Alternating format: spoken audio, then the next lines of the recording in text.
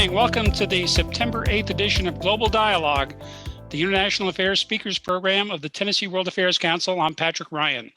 This evening, we will welcome Professor Thomas Schwartz, friend of the World Affairs Council and author of a great new book on Henry Kissinger. More about that shortly. First, let me tell you who we are at the World Affairs Council, since we have so many new viewers this evening.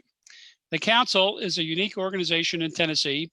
It's an independent, nonpartisan, educational nonprofit association that works to inform the community, especially young people, about what's going on in the world. We do that through community programs like this webinar series, about 2 or 3 a week, and we have an educational outreach program for students around the state. We even have students from Georgia and Alabama involved, or as we call them, Baja, Tennessee.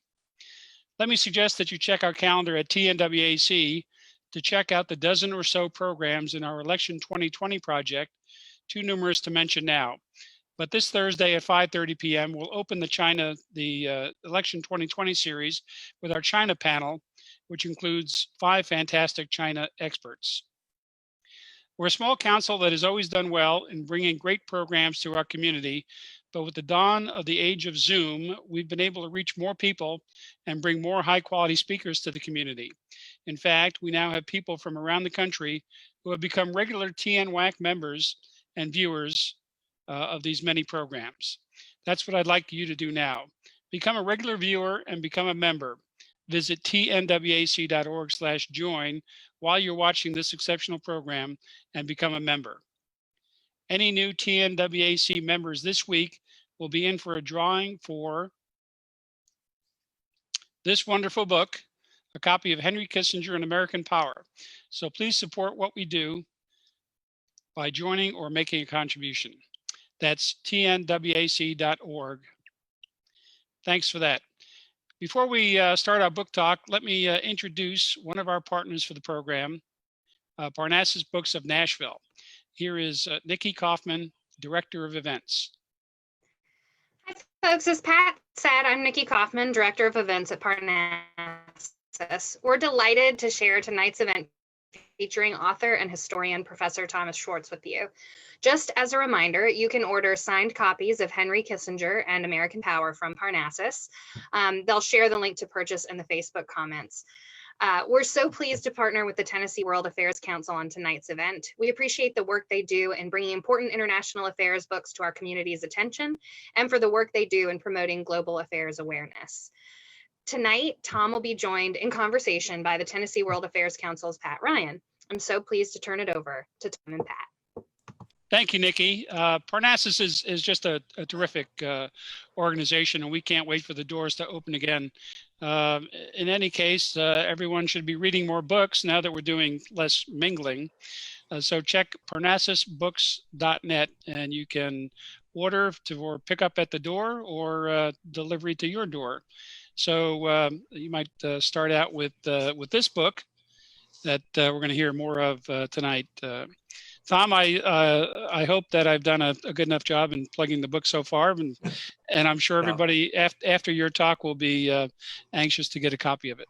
It's my great pleasure now to introduce our guest this evening, Professor Thomas Schwartz. Complete bio is on our website, but let me just say that Thomas Schwartz is a distinguished professor of history at Vanderbilt, where he specializes in the history of the foreign relations of the United States. He has served on the U.S. State Department's Historical Advisory Committee and as president of the Society for Historians of American Foreign Relations. Henry Kissinger and American Power is his third book. Professor Schwartz, welcome, and thanks for being with us tonight. Well, thank you so much, Pat, for organizing this and having me on the program. Happy to have you here. And I should just say that you and your friends and relatives and colleagues have blown the doors off our Zoom room tonight. Hopefully the Facebook Live carryover room is working out well. We really appreciate everyone, Vanderbilt, cousins, nephews, colleagues, and otherwise joining us tonight. I should mention that our Zoom attendees can start adding questions anytime in the tab on your Zoom screen at the bottom, the Q&A tab. So please, we're looking forward to some great questions tonight. For those of you watching on the Facebook Live, you can send your questions via Twitter. Just address those at TNWAC, and we will field those questions as well. Professor Schwartz, before we get into the book, tell us a little bit about your background. How did you come to be a distinguished professor of history at Vanderbilt University? Sometimes I'm not sure, Pat. I started off in Rochester, New York, a city that unfortunately is in the news for the wrong reasons now, but is a wonderful place to live. I'm still a Yankee in that sense, even though I've been in Tennessee for 30 years, as you also know, coming from New York. My parents were a World War II Depression generation. My father served in the 82nd Airborne. My mom was just an incredible reader, determined in promoting education. I was one of 7, a middle child. They made sure, though, that we got to school, and I attended an excellent Jesuit high school in Rochester. I was fortunate enough to get a Regent scholarship, go to Columbia, had an opportunity to study abroad for a couple of years in Oxford, and then did a PhD at Harvard University, which was Kissinger's stomping grounds for so many years. And then in 1990, Vanderbilt was the best job in the country. I really didn't know much about Vanderbilt, but there weren't many jobs, and it was the best one. And I was lucky enough to get it. And I've been here for 30 years and very happy to be a part of Vanderbilt. Have absolutely incredible history department, and the university has risen in so many great ways over these last 30 years. Well, we're glad to have you here in the Nashville community, and glad that you're been involved in the World Affairs Council, our in-person events, and some of our webinars. Let's start out, Tom, with your description, some remarks about the book, what you sought to tell in the story of Henry Kissinger, as you've noted in some of your writing about the book, and some of the things I've read about it that. I think in your introduction, you said you didn't seek to write the authoritative history of Henry Kissinger, but rather just a piece of his complex story. So tell us something about the book. Okay. The book came about as an offer from a fellow historian, Louis Mazer, who told me about a series that Hill and Wang, the publisher, was doing, in which they were hoping to provide the opportunity for people to study topics in American history through biography. The idea was biography is just a very appealing genre. People like it. They like to read about people. But the idea was to tell a broader story about some significant aspect of history. And the biography they were looking for someone to take on a biography that would teach something about American foreign relations, American foreign policy, America's role in the world. And so I was asked to write a prospectus, and the idea was to figure out a person whose life could really tell something of that story. And even though Henry Kissinger wasn't born in the United States, he still, in his life story, I thought really offered the opportunity for a prism into understanding America's rise to world power. And the more I've thought about it, the more I thought this is a man who's had a public career that's lasted more than half a century, almost 6 decades, in which he has been in the public realm. And I think I was trying to, in looking at Kissinger and in exploring this, try to write a book that would be accessible both to non-scholars, but would still make a scholarly contribution. And trying to walk that particular tightrope was part of the challenge of writing the book. Kissinger is known to most people in the field of foreign policy as being an advocate for realpolitik, which is a sort of German word meaning essentially a type of realist foreign policy, a foreign policy that is directed not at moral or idealistic considerations, but at almost a cold-blooded pursuit of the national interest, a pursuit of security and power for the country. And that does describe some of his writings. It does describe some of what he's advocated. It's not a wrong understanding of Kissinger, but it's incomplete. And so I do think what my contribution to the extent, given that there are so many books about Henry Kissinger, I think my contribution is to understand Kissinger as someone whose career tells us something about the deep interconnection between American domestic politics, partisan political politics, but domestic politics in general, and foreign policy. And that in Kissinger's career, we can see something of this intertwining of the two.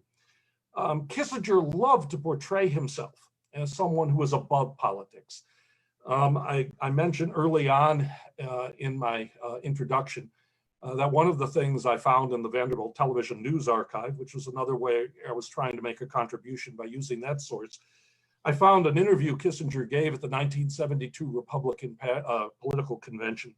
And he was asked whether if a peace settlement could be negotiated in Vietnam before the 1972 election, if that would help the president's political chances in the election. And Kissinger responded, "The president never talks to me about domestic politics." That was nonsense. We know because the Nixon tapes tell us that Richard Nixon and Henry Kissinger often discussed domestic politics, that they were aware very much of the interconnection between what the president did in foreign policy and its political effect at home. That political understanding, which Kissinger developed and recognized, was a key to his power and influence, but it was also it's also a key to understanding how foreign policy is actually made in the United States, as opposed to perhaps more theoretical ways in which we think about how foreign policy or geopolitics should be determined. Kissinger and Nixon, and here I give as much credit to Nixon as to Kissinger, were extraordinarily successful in their first term, not in everything, but particularly in what I call the trifecta of 1972, in which Kissinger and Nixon visits China, a country that the United States had had no diplomatic relations for almost 20 years. And this was a stunning development, and it was one that had enormous political impact in the United States. Not only in that year does he visit China, but he also negotiates the first major nuclear arms agreement with the Soviet Union and initiates the policy of détente with the Soviet Union, the idea that the United States and the Soviet Union can live together despite their threatening nuclear arsenals, and that they can basically live in an arrangement, peaceful coexistence, so to speak. And that finally, toward the end of the year, Nixon and Kissinger would negotiate an agreement to end America's involvement in Vietnam. All of this would lead to the landslide victory of Richard Nixon in 1972. And in a way, the politics of foreign policy are central to understanding, I think, the first term of Richard Nixon. Nixon didn't want to give that up. Nixon and Kissinger had both a great deal of cooperation, but they also were very competitive rivals. They weren't always the best. They weren't really friends in any real meaningful sense of the word. But Nixon wanted to keep Kissinger doing things in foreign policy to enhance his political standing in the second term, but Watergate got in the way. And Watergate ultimately destroyed Nixon's political effectiveness. And it essentially led to the rise of Kissinger, to the point where Kissinger exercised almost full presidential power for a time. And this was the period of time in which he was voted or seen in most polls as one of the most admired men in America. He enjoyed an incredible stature, which I documented in part through his presence in the media, particularly the television news media of that time, which can be studied uniquely at Vanderbilt because of the presence of the TV News Archive and our recordings of the TV news at a time in which the three networks were the dominant news source for the American people, and seen not as they sometimes are today as partisan, but seen as an objective way of understanding America's role in the world. Kissinger was at the height of his popularity at that time, before Nixon's resignation in Watergate, the most admired American, and this is the period of time in which he makes one of his most fundamental contributions to American foreign policy by his negotiations and shuttle diplomacy in the Middle East. This is a really remarkable exercise in diplomacy. Kissinger, in many respects, was carrying out his own foreign policy here and trying to settle conflict between Israel and Egypt and Israel and Syria particularly, and to, in a way, create a basis of stability in the Middle East. And in many respects, despite everything that's happened in the Middle East since, the basis of that negotiation, particularly the agreement with Israel and Egypt, has lasted to this day and has been central to taking the Middle East away from being a source for possible superpower conflict. Kissinger's last 2 years in office when he served Gerald Ford were not as successful. In fact, Kissinger faced a much more hostile domestic political environment. Gerald Ford faced a much more difficult Congress. During the period 1975, Vietnam collapsed. The peace settlement that Kissinger and Nixon had negotiated collapsed when South Vietnam fell to a North Vietnamese invasion. The Middle East peace process stalled for a time. The Soviet Union seemed more adventurous, sending or using Cuban troops to take power in Angola. Kissinger found himself under attack from both the left and the right in his final 2 years in office.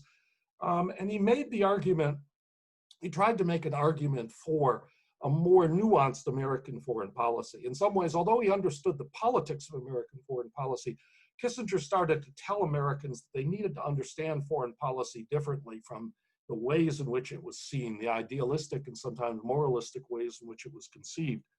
In a speech he gave in 1975, he said, "Today we find, like most other nations in history, we can neither escape from the world nor dominate it. Today we must conduct diplomacy with subtlety, flexibility, maneuver, and imagination in pursuit of our interests. We must be thoughtful in defining our interests. We must prepare against the worst contingency and not only plan for the best. We must pursue limited objectives and many objectives simultaneously." Kissinger, and one of the arguments of the book is Kissinger came to understand some of the limits on American power, and he came to understand some of the difficulties of the ways in which American foreign policy became a political issue in domestic politics, and tried to, in a sense, almost educate Americans to a different understanding of foreign policy. He did not succeed in that.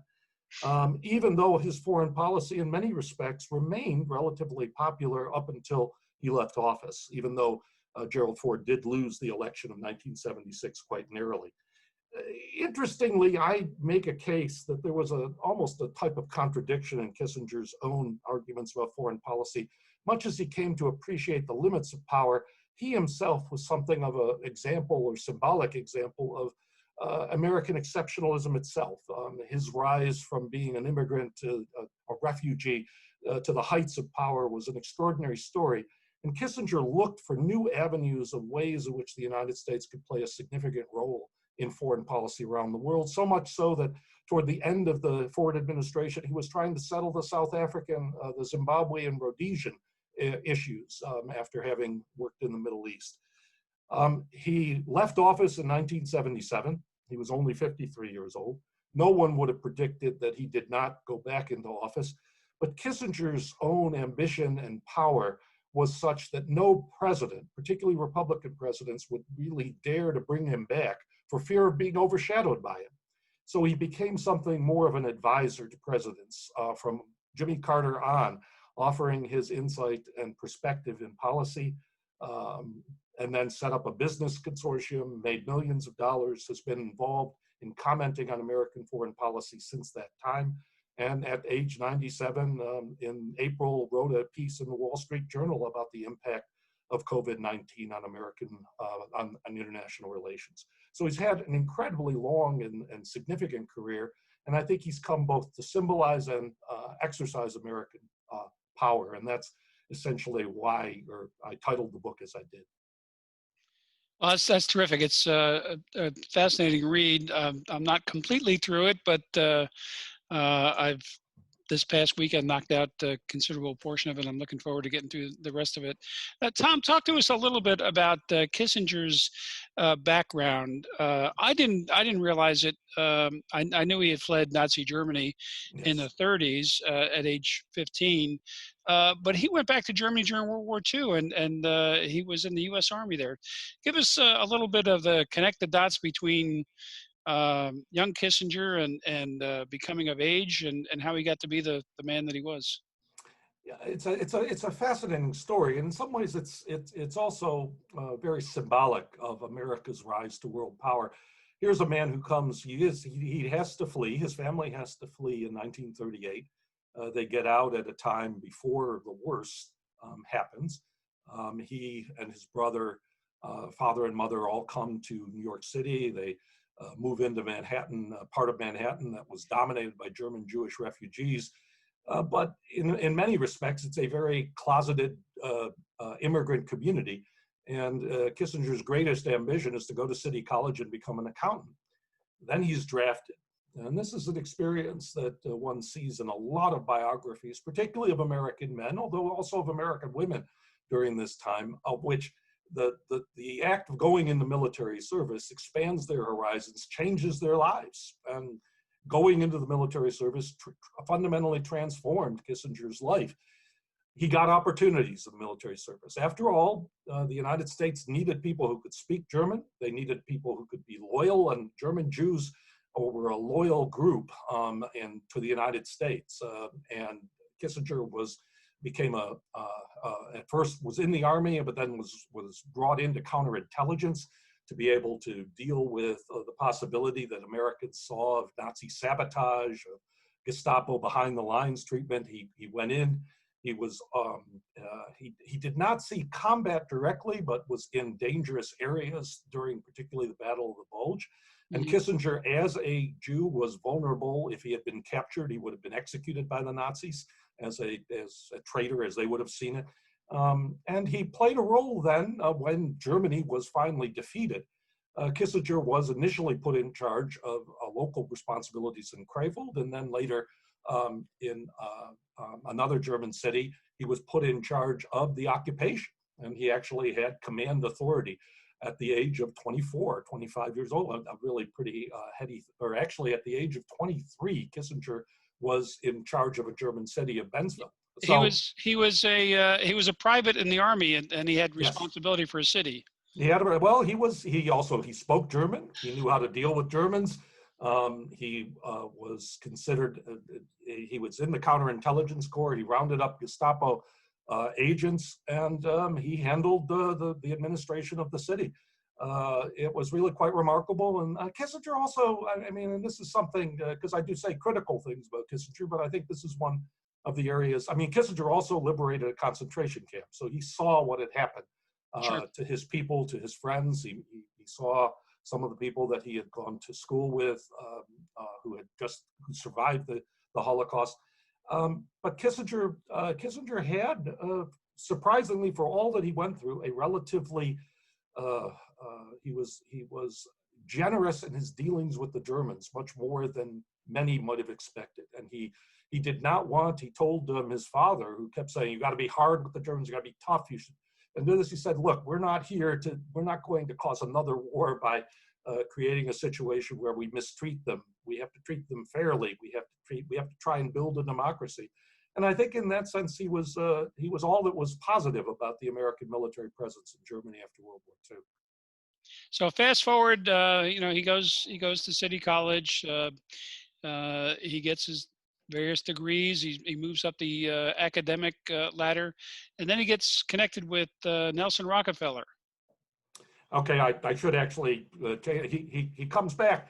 One of his great mentors, Fritz Kramer. Yeah, please do fill in the blanks there. I didn't mean to make that big of a jump. That's right. No, one of his great mentors, Fritz Kramer, who has a significant role also as a Defense Department figure later, another former German emigre, tells him, "Gentlemen, don't go to City College. He's got to go to Harvard." He tells him, "You've got to go to Harvard. You have that potential." He sees that in Kissinger, and Kissinger applies and goes on the GI Bill and scholarships to Harvard. And he is he's a part of that generation of American soldiers who came back and went into higher education, got their university degrees. The great expansion of American education that takes place during that time. Kissinger gets his degree. He's in the class of 1950. He writes the longest thesis in Harvard's history, some 300 pages, with a thesis title, "What is History?" or the meaning of history, I should say, which gives you some idea of his ambitions and his intellectual scope. He is accepted into what Harvard calls the government department, what at other places might be called political science. He goes for a political science PhD, but at the same time, he's also expanding his horizons. His other mentor at Harvard, Bill Elliott, who was a former Vanderbilt graduate, Harvard professor of government, encourages him to set up an international seminar, which brings over from Europe originally, but then from all over the world, leading young people who are seen as headed toward leadership in their countries in all different fields, academia, journalism, politics, to Harvard for the summer. And Kissinger becomes the head of the international seminar and creates, in some ways, a network of people around the world who know him and know of his work. And Kissinger also sets up a journal that's also widely read. This brings him to a certain prominence. He gets an article published in the main journal of Foreign Affairs.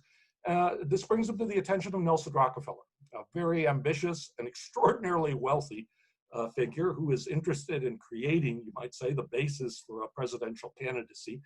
And Kissinger becomes a key advisor to Rockefeller, and that relationship will go on for the rest of his life, although particularly in Rockefeller's 3 presidential campaigns in 1960, 64, and finally in 68. Kissinger will be his central advisor at the same time as Kissinger becomes a renowned professor at Harvard during this period. We've got a lot of questions starting to pile in here, but let me ask just Okay. a couple Okay. more questions of you, and then we'll turn to some of those questions from our audience. You talked in the book about Kissinger and the electronic media and Yes. Yeah. the development of a mythical personality. We've advanced. I think we're in media, electronic media personalities 5.0 by now. But was he kind of a trendsetter in that regard? In many respects, he was. I would argue he was the first real celebrity diplomat. I mean, he was someone who knew how to nourish, how to flatter, how to cajole, how to deal with journalists, both of the newspapers and television journalists. He developed relationships with journalists. He spent a lot of time, both as National Security Advisor and Secretary of State, explaining American foreign policy, arguing for it, leaking information to these journalists. And he cultivated a reputation with the press that was so different from that of his boss, Richard Nixon, who really despised the press and the media. And in many respects, Kissinger benefited from that. Kissinger was seen as was given extraordinarily favorable publicity. And one thing that one does get from studying the TV news archive is just how favorably journalists treated Kissinger during this period, and how he became seen as something almost larger than life during this time, as the man who really had in his hands American foreign policy, was giving it direction, was giving it purpose. And in many respects, I think this contributed greatly to the sort of power he was able to exercise. How did he separate himself from Nixon in that regard? Because the media loathed Nixon. Right.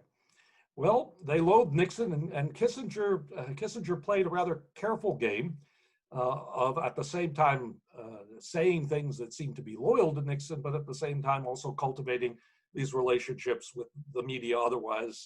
And he didn't badmouth Nixon necessarily, although there were a couple of cases where he did say things about the president that could have caused him a great deal of difficulty. But I think journalists were taken with Kissinger. He was a Harvard professor. He was this brilliant man, and they were somewhat in awe of him. Many of the journalists had gone to Ivy League schools. They had a certain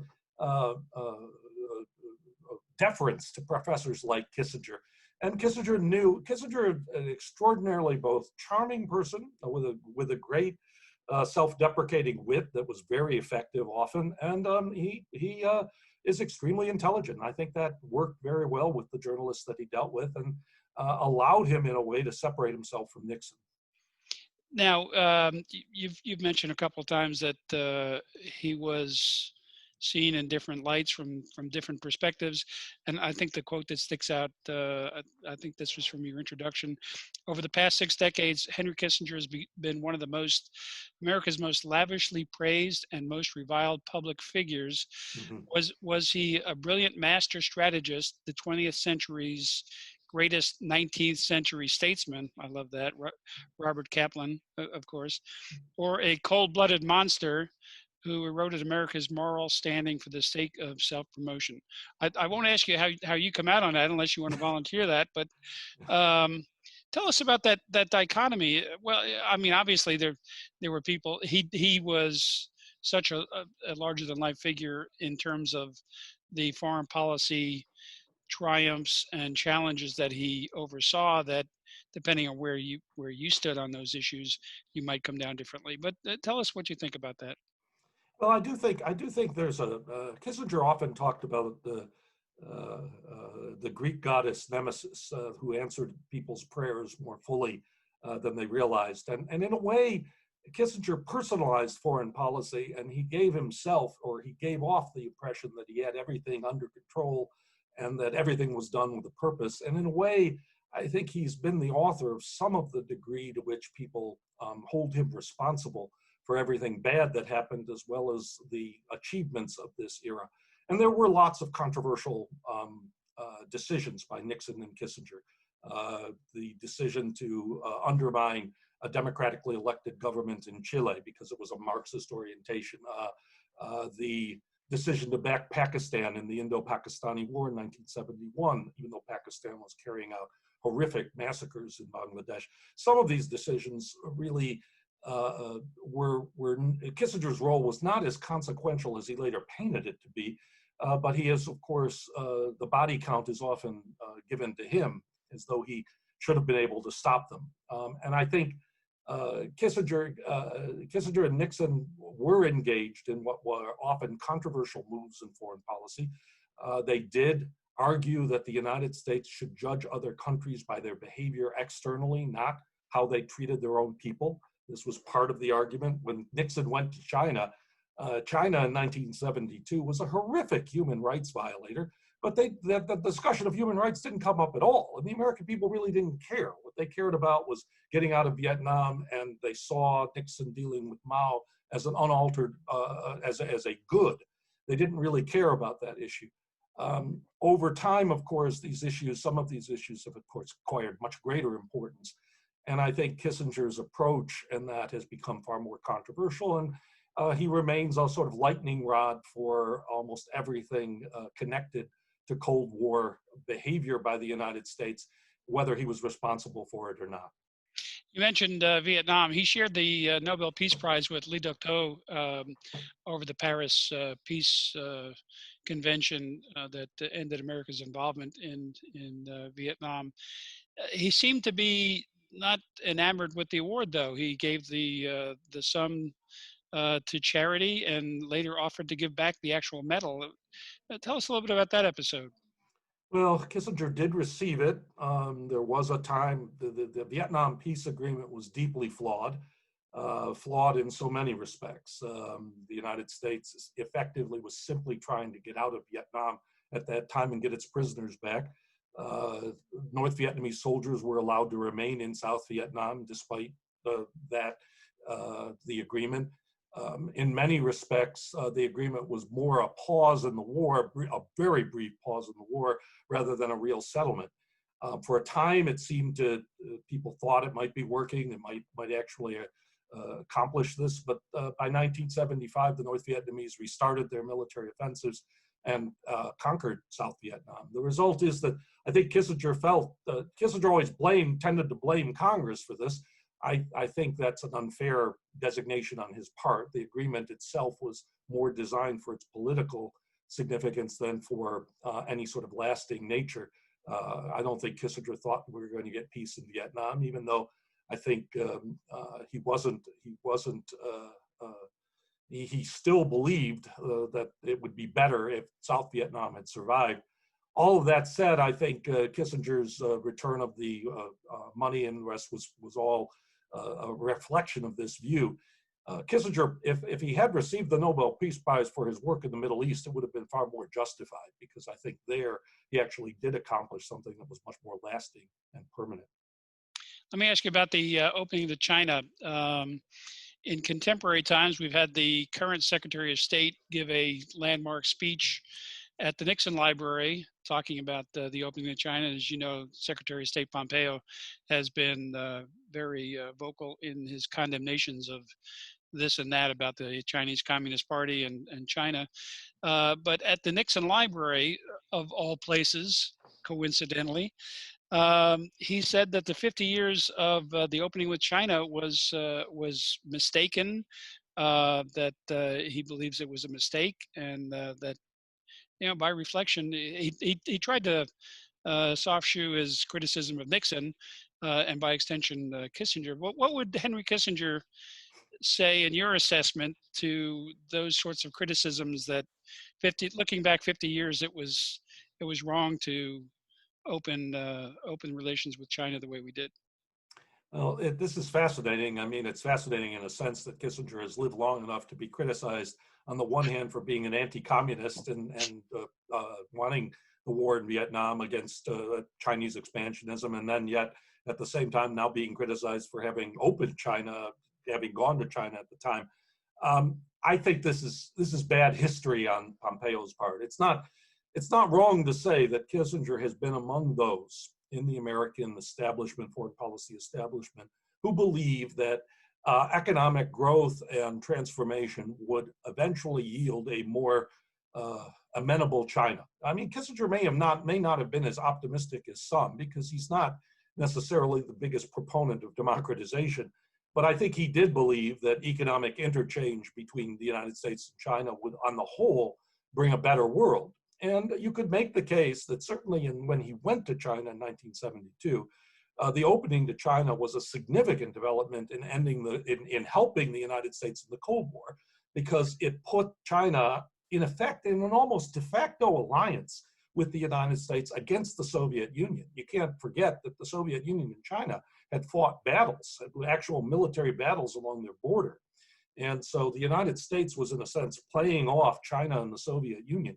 And ultimately, that sense of isolation that the Soviet Union was in was one of the factors, I think, that ultimately led to the rise of Mikhail Gorbachev and to the change in Soviet foreign policy, the isolation that they encountered. So I think it's wrong of Pompeo to see the entire period as a 50-year period of appeasement in some way of the Chinese Communist Party. That oversimplifies the history terribly. Let's turn to some questions here. We've got a lot of terrific questions from our audience. Let me start with this from Kangji Chen, who asks, he says, Kissinger was an expert on diplomacy and international relations. He was a professor and an intellectual at Harvard before his rise to power, being in charge of foreign policy. Was that a pattern in American history, or was Kissinger like an exception to that rule? Can you reflect on where Harvard historians wind up besides at Vanderbilt? Well, I think this is another aspect where where you're really seeing a transformation or a change in American foreign policy with the development of you might say, the defense intellectual. Kissinger is part of a larger breed of intellectuals after World War II who go into government. There is a connection. Jeremy Surrey, a really renowned historian in Texas, has talked about the Cold War University. And there was in the 1950s this sense of universities as being in league with Washington to help win the Cold War, or at least to help American foreign policy. And this is a product in part of the patriotic and somewhat nationalist, or at least the certainly patriotic, I think probably the best way of seeing it, that had come out of World War II, that we were all on this side and we were trying to deal with the Soviet Union. Kissinger is part of that larger group of defense intellectuals. He was not, most of these intellectuals we would have thought of, particularly say the best and the brightest, many of those who went down to Washington during the Kennedy years. Kissinger tied his fortunes to a liberal Republican in Nelson Rockefeller. And so even though he did play a minor role in the Kennedy and Johnson administrations, he was still identified more with the Republican Party, and so got his opportunity when Nixon came into power in 1969. But Kanger's question, he is one of my graduate students, who I'm very happy and hope will be able to come back from China at some point to study. His question gets at, I think, what is a larger development in American foreign policy of the tapping of intellectuals for foreign policy in the post-war period.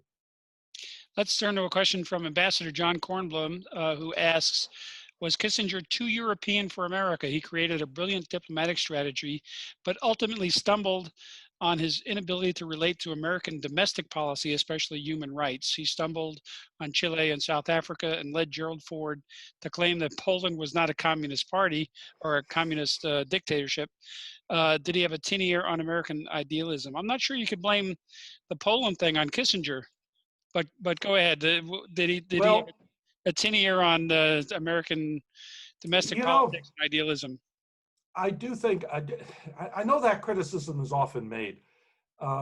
And there's a justice to it in the sense that I think in 1976, Kissinger was attacked both from the right as being insufficiently anti-communist, which is part of the whole argument about Eastern Europe that Gerald Ford got stuck in the debate. He was also criticized, of course, on the left from being insufficiently concerned with human rights. Intriguingly so, though, if you look at public opinion polls, his foreign policy approach still achieved majority support. To the extent that he had a tin ear, his problem was that political parties often organize, the activists who organize in political parties are often more concerned with issues like anti-communism in the case of the Republicans or human rights in the case of the Democrats. And so Kissinger's attempt to say, well, we've got to balance these things out, or we've got to be concerned with the national interest, it's a kind of centrist foreign policy, a realist foreign policy that doesn't necessarily attract voters who are more passionate. But it did achieve what was a larger approval among the public. And the irony is that Jimmy Carter, although he does do certain things different, carries through many of the same proposals that Henry Kissinger had been pushing: assault to agreement, the Panama Canal Treaty, some of these other issues. And so that I think I would make the case that sometimes, in a way, the 1976 election has been overinterpreted as a repudiation of Kissinger's understanding of domestic politics. We have a couple of questions from Facebook Live. I'm glad to see that's working, our overflow room. And in our Facebook Live audience, Breck Walker, another student of yours, is that right? Yes, yeah, absolutely. Well, he's concerned about grades. He wants to know what grade, you've already given Secretary Pompeo, I guess, a C- for his history, but Breck wants to know what Dr. Walker would like to know what grade you would give Kissinger as National Security Advisor and Secretary of State in your position as a professor of history of American foreign policy. Oh, wow. As always, Breck asks great questions. That was always a characteristic, and tough questions to answer. I come down more positively on Kissinger than most, in the sense of seeing at least the value of a part of his larger approach, especially given the circumstances of a country that did not want the type of foreign policy engagement that had got it into Vietnam.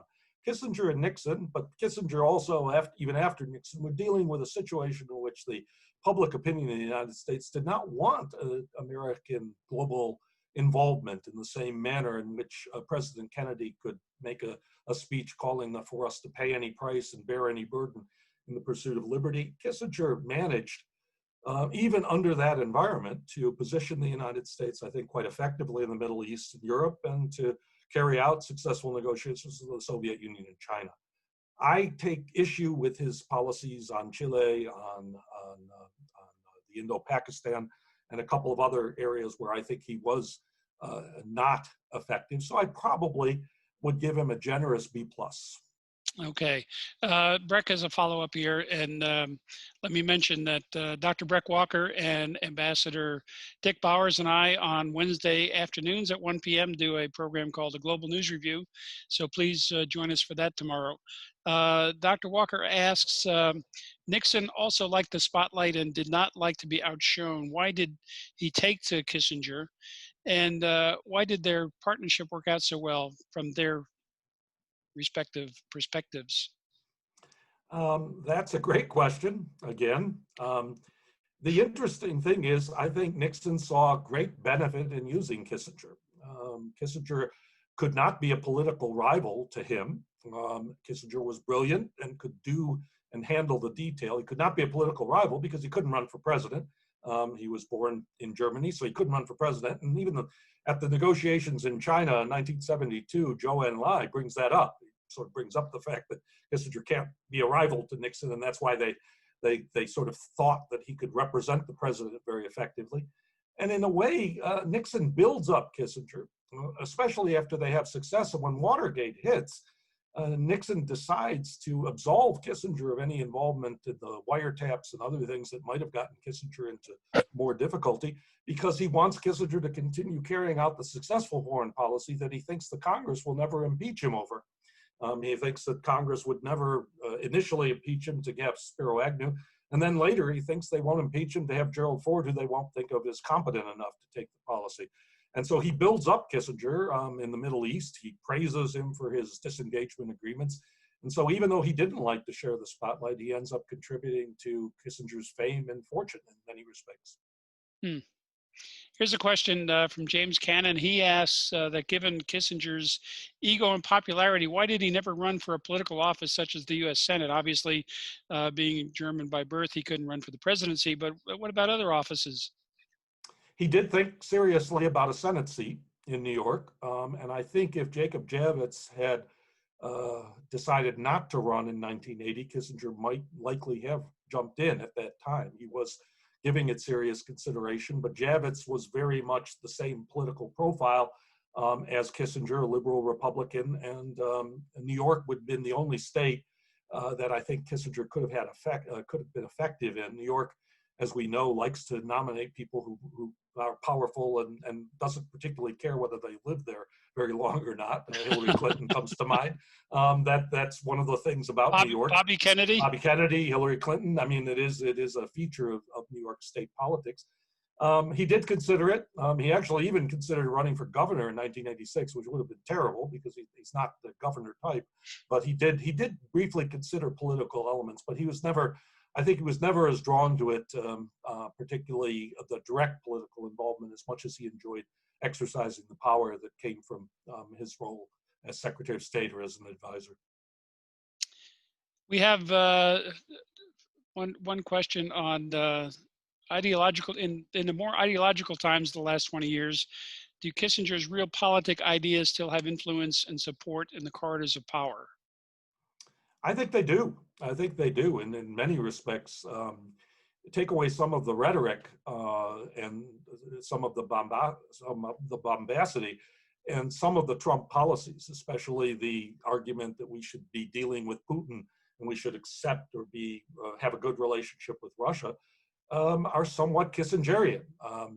Kissinger has supposedly been involved in giving some advice to Jared Kushner about politics in the Middle East, and the idea that the United States should pursue a policy of realpolitik in the Middle East that prioritizes Israel, and Israel because as a powerful ally.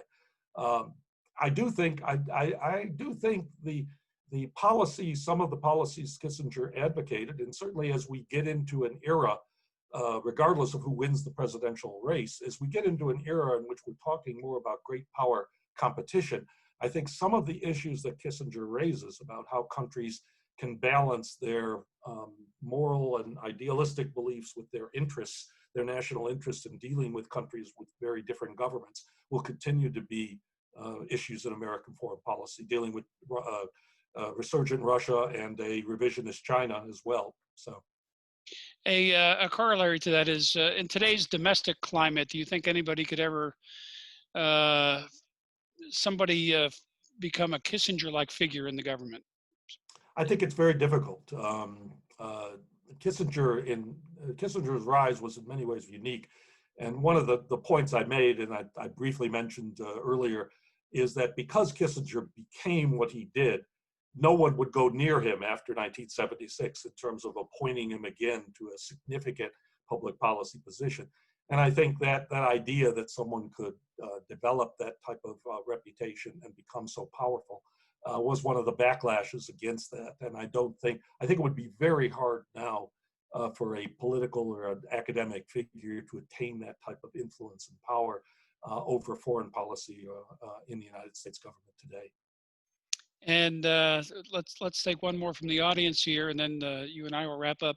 David Shagru asks, do you think Kissinger's reputation today is tainted by his strong link to Nixon? Yes, yes. Kissinger, the Nixon tie, even though Kissinger himself has become much more favorably disposed in talking about Nixon. Kissinger was actually a source for one of the Woodward and Bernstein books, The Final Days, which is very harsh about Nixon. Kissinger has changed his tune, though, on Nixon to much more sympathetic. But I do think that Nixon's resignation, the sense that Nixon dishonored the presidency, does hurt Kissinger's overall reputation, even though, of course, Kissinger has had plenty of time to, of course, be involved in other matters as well. And we have one more question from the audience. You seem to come down in the middle with your grade of B compared to some others. Talk a little bit more about your assessment. You met him in the conduct of writing the book, and I think the only recounting I saw was that he asked you a question before Yes. you got any questions. Tell us a little bit about that. Well, it was interesting. It's hard to see Kissinger, and I had a particular problem because I was a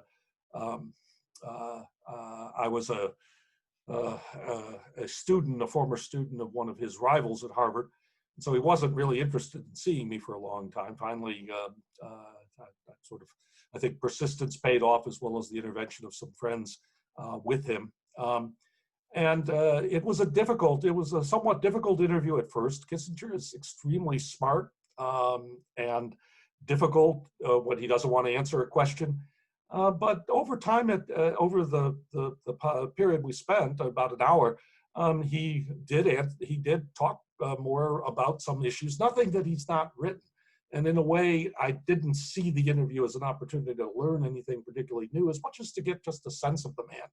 And I did get a sense of both his charm, his strength, his nastiness at times, and his intelligence. And I think that all was helpful in writing the book and having a sense of the different faces of this man, the different elements in his style and approach.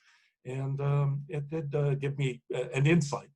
But I would not, by any means, say that I've got I had the opportunity to have extensive talks. Kissinger has his own biographer, and is cooperating with that. This is very much an unauthorized. It is a political biography focused on his policies and not necessarily on his personality and personal life. Was he skeptical of your approach? Yes. Yeah. As I mentioned at the beginning, he said, when I told him I was writing a short and concise book, he said, well, you will leave things out. And I know that I have left things out, even though the book is not short and concise anymore. It's longer. I hope it still gets at the points I wanted to make, but I had to edit considerably. Trying to write about everything Kissinger was involved in, including all of the documentation, the tapes would have made for a multi-volume biography, which I at one point did propose to my publisher and got shot down rather quickly, that they did not want a multi-volume, they wanted a single volume, and that did require me to leave things out. So. Well, it's a tremendous book. It's very highly readable, and I'm enjoying it, and will enjoy finishing it. Any closing comments, Tom? You've been working on this project a while. It must feel good to be done with it. I have been working for it a long time. My kids grew up with it. They from earliest memories, knew their dad was working on Kissinger. My family has been very supportive in Rochester, and my friends in Boston and others who've put me up at times when I did the research. And I have friends who've heard me talk about this for ad infinitum, and I thank them all. I'm sure I've forgotten people, or I didn't thank them enough. And it is a problem when you finish a book like this. You sort of want to say thank you to everyone and tell them that they really that they had faith in you and that you made it. There were times I doubted it, I must say. It was difficult to get it into one volume and to get an argument that I thought was original and different from other Kissinger books. I'm grateful that I'm at Vanderbilt and had the chance to work with the Television News Archive and had that source But it was challenging. I am very glad it's done. I'm glad my children can now see it as a finished product and all of that. And I'm grateful, especially to a lot of great Vanderbilt students along the way and research assistants as well, who played a role, who asked me questions about Kissinger and who forced me to rethink issues about him. The book was very different from what it started. It was going to be very much a sort of look at sort of ideas in foreign policy and the dilemmas of American foreign policy. And it changed over the years in part from the interaction I've had with my graduate students and undergrads. And that's been a real wonderful thing in writing this. Well, that's terrific. Again, congratulations on the book. If you haven't already ordered this, run your fingers across your keyboards now and get a copy of that ordered from parnassusbooks.net. They will be happy to send you one or let you drive by their Green Hills, Nashville location to pick one up. And I'm sure Dr. Schwartz will appreciate that when the check comes around Christmas time. Tom, great book. I'm really glad that I had the chance to talk to you about this tonight, and we look forward to working with you on some more World Affairs Council programs. That does it for us tonight. Thank you all for coming. We had quite a full room. I appreciate everybody being with us tonight. Again, the Tennessee World Affairs Council is a nonprofit, nonpartisan organization here in Nashville. We appreciate your support by becoming a member or making a contribution to what we try to do in terms of bringing global affairs awareness programs to our community. And again, take a look at our election 2020 programs. Go to tnwac.org/calendar. You can see the tremendous programs we have, ambassadors and potentates and professors and many others talking about the key issues of the day. So we believe you will be informed and you will enjoy that. So take a look, and we will be back for more tomorrow at 1 p.m., the Global News Review. Thanks again. Thanks, Professor Schwartz. It was great talking with you. Everybody have a good evening. Be safe.